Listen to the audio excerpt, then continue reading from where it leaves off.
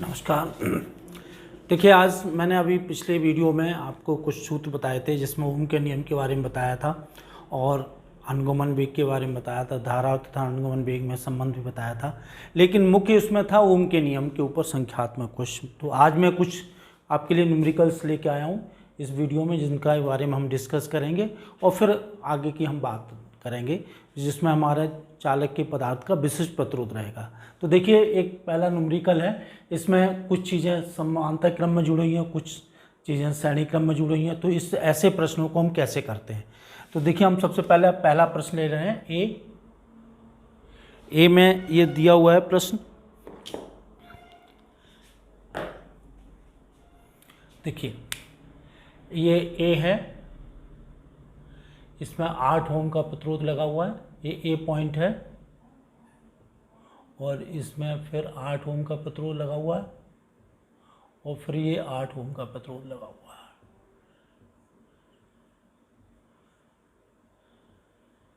अब देखिए, ए और बी के बीच में हम कैसे तुल्य प्रतिरोध ज्ञात करेंगे, मुख्य बात ये है। तो ये हम थोड़ी देर के लिए हम इसको R1 ले लेते हैं, इसको हम ले लेते हैं R2 और इसको ले लेते हैं R3। तो देखिए, इन दोनों की जगह पर जो तुल्य प्रतिरोध आएगा उसको हम लिखेंगे R23 और ये हमारा R1 ही रहेगा। अब बात आती है R23 का मान कितना होगा। R23, ये देखिए R23 कितने के बराबर होगा, 1/R23 बराबर 1/R1 R2 R3। तो ये हो गया 1/8 बराबर 2/8 1/4। तो R23 बराबर हो जाएगा 4। अब ये दोनों श्रेणी क्रम में जुड़े हुए हैं, तो R इक्विवेलेंट कितना होगा। R इक्विवेलेंट इनकी जगह पे R equivalent is equal to होगा R1 प्लस R23। तो R इक्विवेलेंट हो जाएगा 1 प्लस 8, तो ये हो गया 8 प्लस 4 12। ये हमारा आंसर होगा।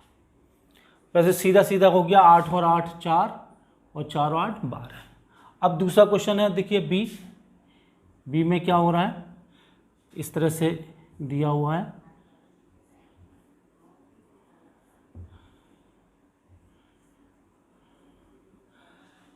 ये 8 ओम और ये 2 ओम और ये ऐसे जुड़े हुए हैं।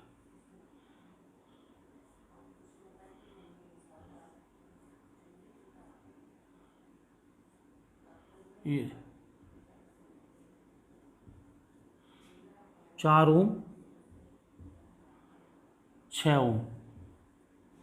तो देखिए R1 R2 R3 R4।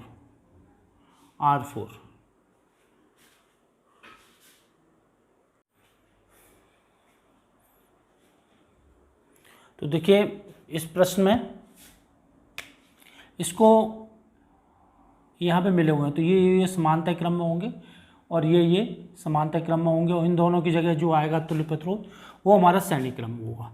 ये ए है, ए R1 2 और ये रहेगा R3 4। अब सबसे पहले हम R12 की वैल्यू निकालेंगे, तो 1/R12 इज इक्वल टू रहेगा 1/8 प्लस 1/2। तो एलसीएम हो जाएगा 2 और ये एलसीएम 8, तो 1 धन 4 5/8। तो R12 बराबर 8/5 बराबर 1.6।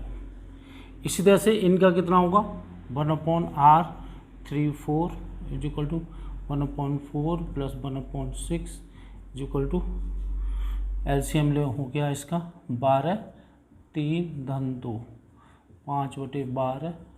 तो R R34 is equal to 12/5 बराबर 2.4। अब इनका तुल्य प्रतिरोध कितना होगा? तुल्य प्रतिरोध हो जाएगा R equivalent R12 plus R34, तो ये हो गया 1.6 प्लस 4 बराबर 4।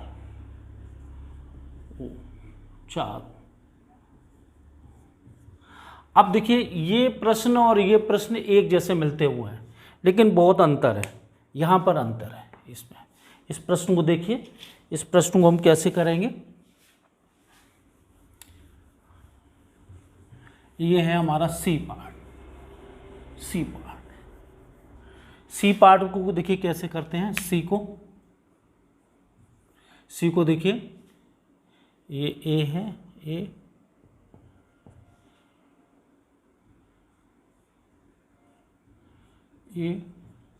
ये 8 और ये 2 और ये 6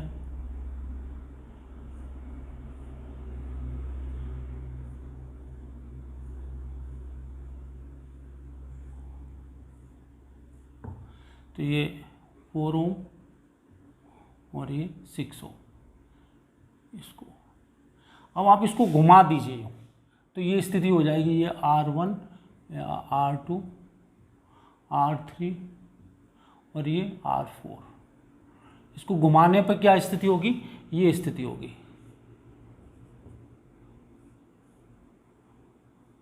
R1 और ये श्रेणी क्रम में आ जाएगा R4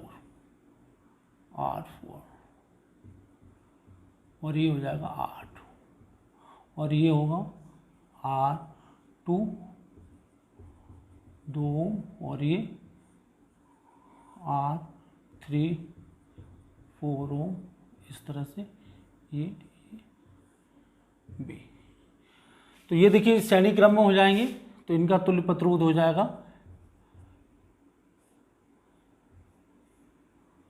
तुल्य प्रतिरोध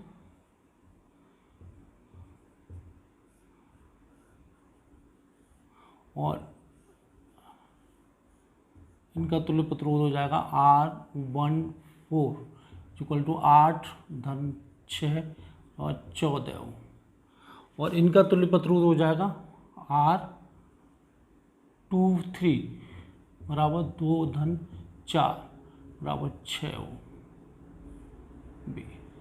अब ये कैसे हैं? ये हैं अब समानता क्रम में। तो समानता क्रम में जब हम करेंगे तो क्या आएगा? ये आएगा, ये देखिए A इक्विवेलेंट हो जाएगा इनका R इक्विवेलेंट A और B के बीच, R इक्विवेलेंट R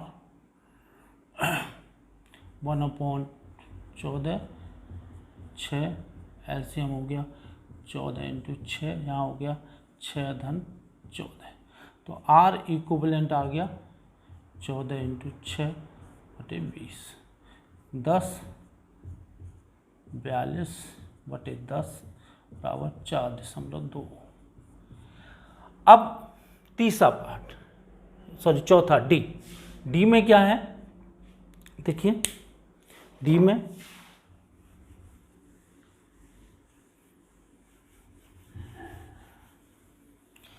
में देखिए,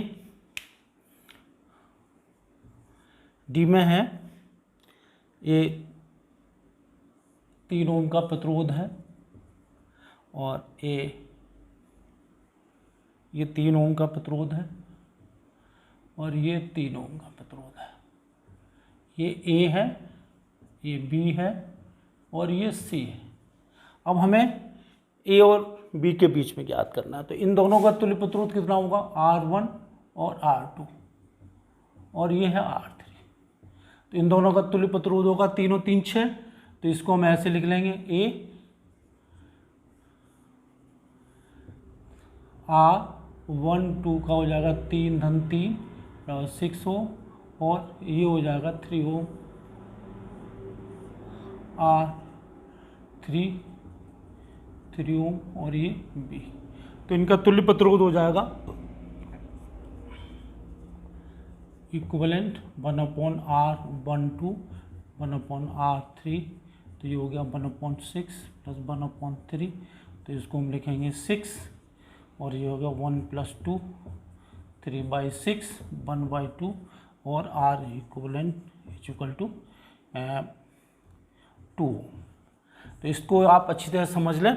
अब न्यूमेरिकल को हम बाद में भी डिस्कस कर लेंगे। अब हम आते हैं विशिष्ट प्रतिरोध के, तार के पदार्थ का विशिष्ट प्रतिरोध। तार के पदार्थ का विशिष्ट प्रतिरोध,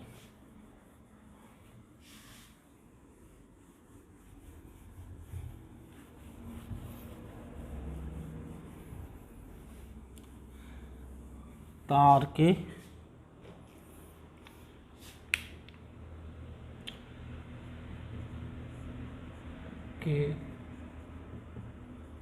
पदार्थ का विशिष्ट प्रतिरोध।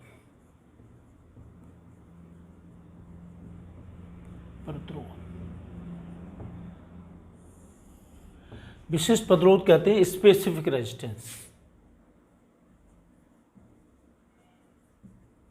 Specific resistance of material of substance.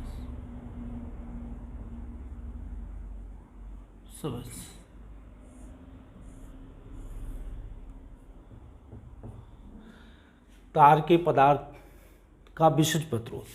देखिए ओम के नियम से हमने ये पढ़ा था, R = m/n/e² τ × L/A, ये बात पढ़ी थी। तो देखिए नियत ताप पर क्या चीज़ नियत रहेगी, ये चीज़ नियत रहेगी, τ नियत रहेगा। तो नियत ताप पर R समानुपाती L/A,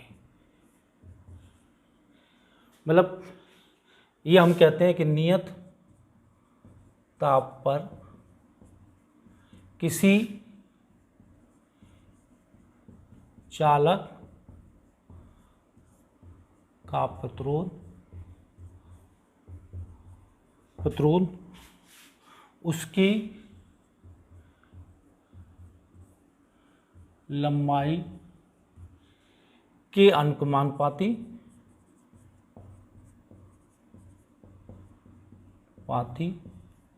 तथा उसके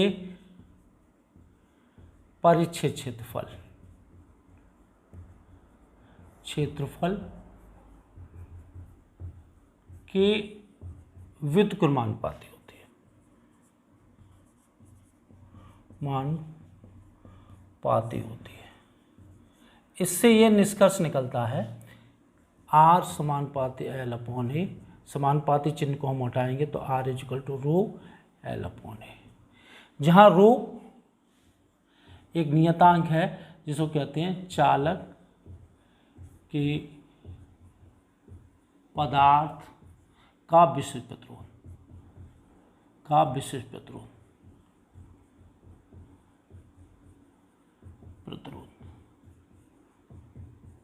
अगर हम इसको यहाँ से देखें, इसको नंबर 1 लेते हैं, इसको 2 देते हैं और इसको 3 देते हैं।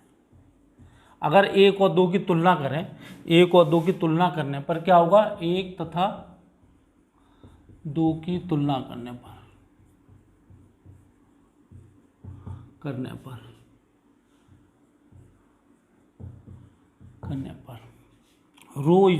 = क्या आएगा, m/n/e².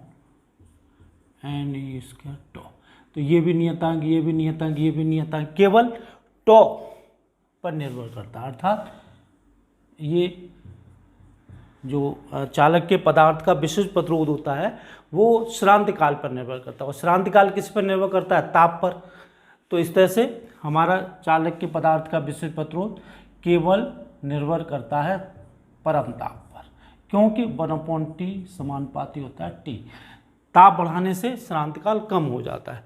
तो ये हमारा सूत्र निकल के आ गया, और चालक के पदार्थ का विशिष्ट प्रतिरोध ρ = RA/L। इसका मात्रक होता है ओम मीटर। ओम मीटर। ये भिन्न भिन्न पदार्थों के लिए भिन्न भिन्न होता है तथा ये ताप पर निर्भर करता है। अब इसके बारे में हम थोड़ी सी कल चर्चा करते हैं और आप इनके न्यूमेरिकल भी करते रहिए और याद भी करते रहिए। धन्यवाद।